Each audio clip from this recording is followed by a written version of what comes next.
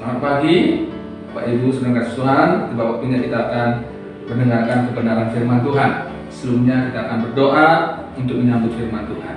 Bapa di sorga, dalam nama Tuhan kami Yesus Kristus, kami bersyukur buat pagi hari ini kami boleh kembali mendapat kesempatan untuk mendengarkan kebenaran firman-Mu.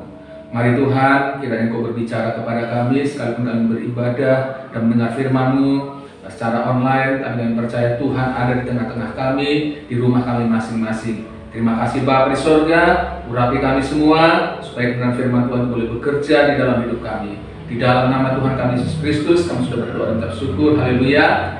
Amin. Baik, puji Tuhan saudara, kita akan dengar firman Tuhan. Saya akan baca dari Kitab Hakim-Hakim pasal yang ke-8. Hakim-Hakim pasal 8. Saya akan bacakan buat kita semua ya. Hakim-Hakim pasal 8 ayat 4 bagian B-nya saja. Hakim-Hakim pasal 8 ayat 4 bagian B yang berbunyi demikian. Meskipun masih lelah, namun mengejar juga ya. Meskipun masih lelah, namun mengejar juga. Saya kasih tema teman-teman hari ini berperang melawan virus DO54 ya. Berperang melawan virus DO54. Hari-hari ini kita sedang ya seluruh dunia ya, hampir seluruh dunia berjuang mengatasi virus COVID-19. Bahkan jutaan saudara kita sedang ada di rumah sakit ya. Ada yang di ruang biasa, ada yang di ruang ICU, ada yang isolasi mandiri, ada yang di tempat-tempat penampungan dan sebagainya ya. Kita semua sedang berjuang melawan virus COVID-19 ini, saudara ya. Tetapi ada virus yang lebih berbahaya sebenarnya dari virus COVID-19 ya. COVID-19 ini sudah mengubah wajah dunia ya. COVID-19 itu sudah mengubah kebiasaan-kebiasaan kita ya. Dulu kita biasa kumpul-kumpul, mungkin pergi ke warung, ke kafe yang makan di sana. Sekarang kita ya tinggal pesan saja. Kita biasanya pergi berjumpa dengan teman. Hari ini kita begitu membatasi diri sehingga jarang sekali berjumpa dengan teman ya. Ibadah-ibadah kita juga berubah ya. Karena apa saudara? Karena kita takut tertular oleh virus ini ya. Tetapi sekali lagi saya katakan ada virus yang lebih berbahaya daripada virus COVID-19 ini ya. Yaitu namanya virus DO54 ini saudara. Yaitu virus dosa ya. Kalau virus ini saudara, virus COVID-19 kemampuannya ya, kesanggupannya untuk membunuh itu hanya, kalau tidak salah itu hanya 3 atau 5% saja, kalau nggak salah ya. Nah, tetapi virus dosa ini saudara ya, membunuh kita bukan hanya secara fisik kita binasa, tapi secara jiwa juga. Bahkan itu sampai kepada kekekalan. Nah, firman Tuhan hari ini mengajar kepada kita ya, dalam teks bacaan kita, sekalipun masih lelah, namun mengejar juga. Saudara, dalam peperangan kita melawan virus COVID-19 ini, ya, rasanya sudah capek, saudara. Ya, kita mengeluh kapan hal ini bisa berakhir, kapan kita bisa hidup normal seperti dulu lagi. Mungkin saudara yang kehilangan pekerjaan lebih menderita lagi, ya. Rasanya sudah capek, saudara. Apalagi mereka yang sedang berjuang di rumah-rumah sakit, baik itu para dokter, para medis, juga para pasien-pasien, saudara. Ya, dalam perjuangan ini, saudara, khususnya ya yang terkena COVID-19 ini, ada orang yang punya semangat untuk bisa mengalahkan COVID ini, tapi tidak jarang juga ada orang yang menyerah, ya, akhirnya kalah, saudara. Ya. Tapi firman Tuhan mengajar kita pada pagi hari ini supaya jangan sampai kita kalah di dalam melawan dosa. Rasanya mungkin saudara, persoalan-persoalan, pergumulan-pergumulan tidak ada habis-habisnya, tidak ada henti-hentinya. Tapi mari kita mau berjuang, saudara, ya. Meskipun perjuangan ini sangat melelahkan, sangat menguras tenaga, sangat menguras emosi, energi, saudara. Tapi biarlah kita berjuang terus sampai kita memenangkan bukan hanya pertempuran, saudara, tetapi peperangan. Saudara Tuhan, buat apa kita menang dalam pertempuran-pertempuran kecil tapi kita kalah dalam peperangan secara keseluruhan? Kita harus menang dalam setiap pertempuran sampai kita memenangkan peperangan ini. Ya. Itu peperangan apa, saudara? Peperangan melawan dosa, peperangan melawan daging, peperangan melawan dunia ini. Saudara Tuhan, dalam teks bacaan kita ini, saudara, kalau kita baca di sini bagaimana Gideon bersama dengan 300 orang sudah berhasil mengalahkan orang Midian. Tapi mereka, saudara, terus mengejar musuh mereka. Ya. Dan mereka sudah menyeberangi sungai, saudara. Dan mereka merasa sudah begitu capek, begitu lesu, saudara, begitu letih. Tetapi Gideon memberi semangat supaya mereka terus bangkit, terus berjuang. Dan akhirnya mereka memenangkan pertempuran itu, saudara. Memenangkan peperangan, membebaskan bangsa Israel dari cengkraman orang-orang yang tidak mengenal Tuhan, yang memperbudak mereka. Saudara Tuhan, ya, perjuangan kita, ya, tidak akan pernah berhenti, saudara Tuhan, sebelum kita meninggal. Selama kita masih hidup, kita masih terus berperang, saudara, terus berjuang, ya, melawan dosa ini. Dan saya percaya, saudara, ya, ketika kita menang di dalam setiap pertempuran, bahkan memenangkan seluruh peperangan ini, pada akhirnya ada sukacita yang besar sebenarnya. Sama seperti bangsa Israel di bawah pimpinan Gideon. Ketika mereka berhasil mengalahkan musuh dan memenangkan peperangan itu, hidup mereka begitu penuh dengan sukacita. Begitu juga dengan kita, saudara Tuhan. Inilah sikap kita, saudara, di dalam menghadapi virus dosa ini. Jangan pernah menyerah, saudara. Ya, jangan pernah berhenti. Ya, terus berjuang, saudara. Nah, kita akan membaca, saudara, juga sikap yang sama ditunjukkan oleh orang-orang buangan yang kembali dari Babel ke Yehuda. Kita akan membaca di dalam Nehemia pasal yang keempat. Nehemia pasal yang keempat, ayat yang ke-14. Saya akan bacakan buat kita. Nehemia pasal 4 ayat 14. Ku amati semuanya, lalu bangun berdiri dan berkata kepada para pemuka dan para penguasa dan kepada orang-orang yang lain, jangan kamu takut terhadap mereka. Ingatlah kepada Tuhan yang Maha Besar dan dahsyat, dan berperanglah untuk saudara-saudaramu, untuk anak-anak lelaki dan anak-anak perempuanmu, untuk istrimu dan rumahmu. Saudara Tuhan, pembangunan tembok Yerusalem itu membutuhkan pengorbanan yang sangat besar, saudara. Ya. Ada banyak sekali puing-puing yang harus disingkirkan. Ya. Ada musuh-musuh yang mencoba melemahkan mereka. Tapi mereka, kalau mau mereka tinggal aman dan memiliki tembok, saudara, mereka harus berjuang. Dan Nehemia memberi semangat kepada mereka. Berperanglah untuk saudara-saudaramu, untuk anak-anak lelaki dan anak-anak perempuanmu, untuk istrimu dan rumahmu. Saudara Tuhan, kalau kita hidup benar di hadapan Tuhan, ya, yang menerima berkat itu bukan cuma kita pribadi, saudara, tapi seluruh anggota keluarga kita, orang-orang yang terdekat dengan kita menikmati berkat Tuhan. Itulah sebabnya dia berkata, berperanglah untuk saudaramu, untuk anak lelaki dan anak perempuanmu, untuk istrimu dan rumahmu. Saudara Tuhan, kalau COVID-19 ini, saudara, ya, kita begitu waspada. Karena apa, saudara? Jangan sampai aku tertular. Kalau aku tertular, itu bisa menulari seluruh orang yang lebih dekat dengan aku, yang terdekat denganku. Ya. Kita berusaha menjaga sebaik-baiknya. Jangan sampai kita tertular. Karena kalau kita tertular, nanti yang terdampak itu bukan hanya kita, tapi orang-orang yang ada di sekitar kita. Sama juga dengan virus dosa ini, saudara Tuhan. Mari kita mau berperang melawan dosa. Karena apa, saudara? Kalau kita berdosa, bukan hanya kita yang menerima akibatnya, tapi orang-orang yang dekat dengan kita pun akan menerima akibatnya. Contoh banyak sekali dalam Alkitab, seperti Achan misalnya. Dia mencuri barang yang dikhususkan untuk dipersembahkan kepada Tuhan, tapi dia mengambil, saudara Tuhan. Dan dia dihukum, bukan cuma dia dihukum, tapi istrinya, anak-anaknya, seluruh ternaknya, harta bendanya juga menerima hukuman yang sama. Saudara Tuhan, mari kita mau berperang demi saudara kita, demi anggota keluarga kita. Kita berusaha hidup benar, saudara, karena kalau kita hidup benar, anak cucu kita juga akan diberkati Tuhan.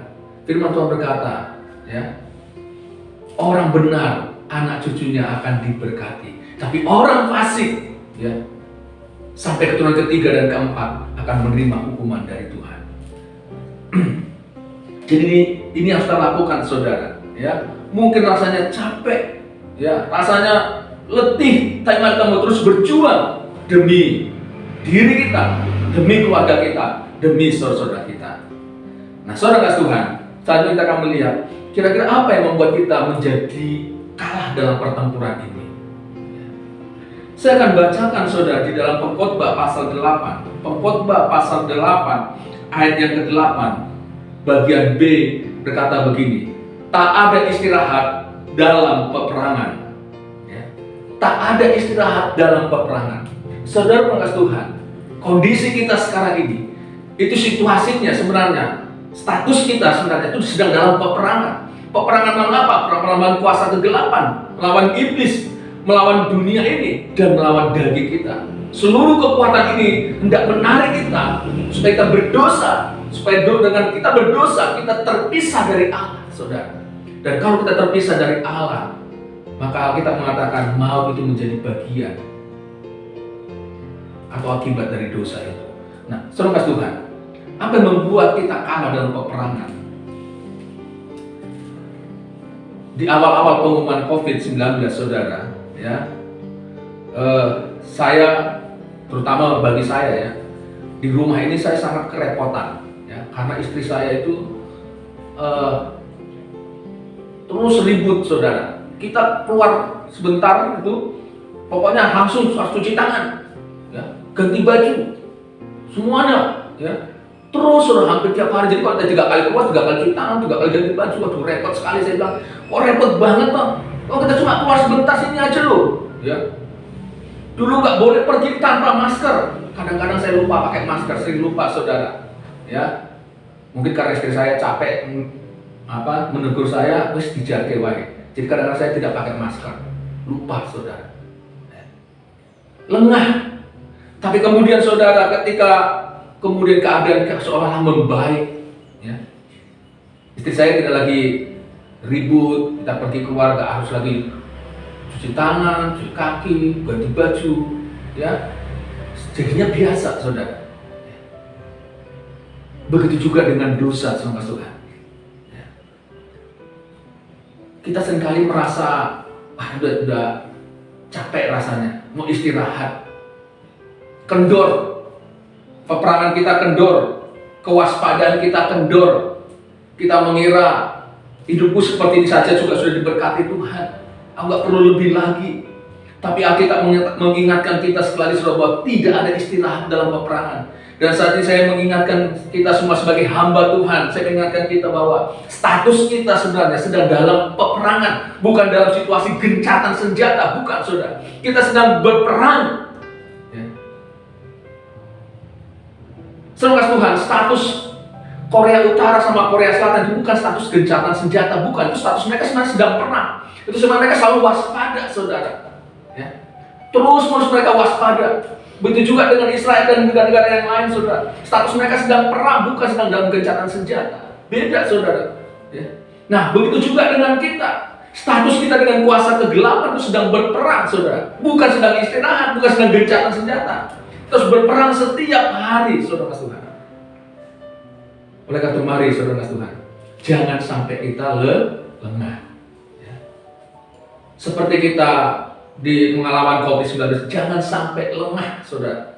Ya. Jangan kemudian kita kendor perjuangan kita. Ya. Mari kita mau taati prokes yang sudah ditetapkan oleh pemerintah. 3M, cuci tangan, menjaga jarak, menjauhi kerumunan. Dan bahkan banyak lagi, saudara, yang turunannya yang sudah saya lakukan di situ. Menjauhi kumpulan-kumpulan itu, saudara, ya, lebih bagus di rumah saja dan sebagainya. Nah, saudara kasih Tuhan, jangan sampai kita lengah. Ya. Kalau kita lengah menghadapi virus COVID-19 ini, kita kendor, saudara, kita bisa kena. Semakin hari kita bisa semakin merajalela. Karena apa, saudara? Karena kita semakin tidak waspada. Nah, kita mengatakan kepada kita hari ini, begitu juga dalam menghadapi dosa, saudara. Jangan sampai kita lemah. Jangan sampai kita merasa capek kemudian aku mau istirahat. Jangan, saudara. Ya, mari kita terus berperang. Nah, bagaimana kita bisa memenangkan peperangan ini, saudara? Kita mau belajar dari Tuhan Yesus Kristus. Yesus Kristus adalah pribadi yang menang. Dia tidak pernah kalah. Dan dia memberikan nasihat kepada kita bagaimana supaya kita bisa menang. Di dalam Matius pasal 26 ayat 41 dikatakan begini. Berjaga-jagalah dan berdoalah supaya kamu jangan jatuh ke dalam pencobaan. Roh memang penurut, tetapi daging lemah. Saudara Tuhan, berjaga-jaga dan berdoa. Itulah langkah yang kita ambil, saudara, untuk kita bisa menang terhadap virus dosa ini. Jangan sampai usaha kita untuk berdoa itu menjadi kendor. Ya. Wah, aku nggak ada pergumulan kok, ngapain aku berdoa? Ya. Apa yang bisa aku doakan? Semuanya sudah berjalan dengan baik.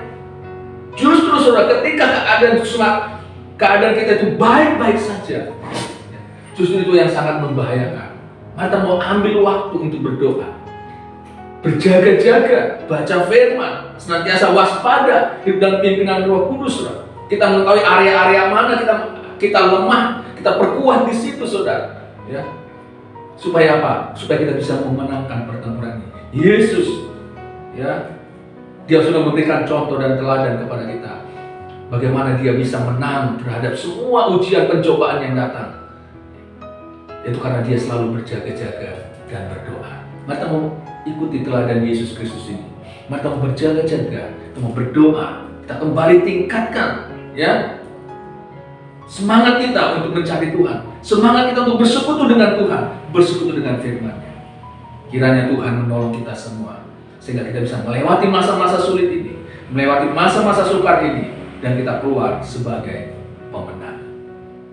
Bahkan lebih daripada pemenang, karena Tuhan Yesus ada beserta dengan orang-orang yang mau berjuang mengalahkan dosa-dosa mereka.